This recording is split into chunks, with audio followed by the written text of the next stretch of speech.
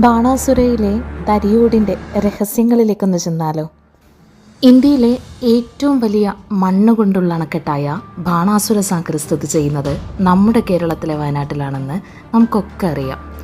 എന്നാൽ ആ ഡാമിനടിയിൽ മൺമറഞ്ഞു പോയൊരു ഗ്രാമത്തെക്കുറിച്ച് എത്ര പേർക്കറിയാം?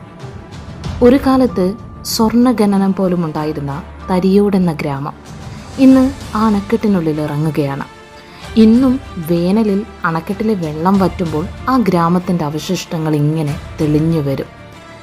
4 പതിറ്റാണ്ട് മുമ്പ് ഒരുപാട് വീടുകളും സ്കൂളുകളും ആരാധനാലയങ്ങളും ഒക്കെ ഉണ്ടായിരുന്ന തരിയോടിനെ തേടി ഒരു കാലത്ത് സ്വർണ്ണ ഖനനത്തിനായി ഇംഗ്ലീഷ് ഈസ്റ്റ് ഇന്ത്യ കമ്പനി അടക്കം എത്തിയിരുന്നു. 1969 കാലഘട്ടമാകുമ്പോഴേക്കും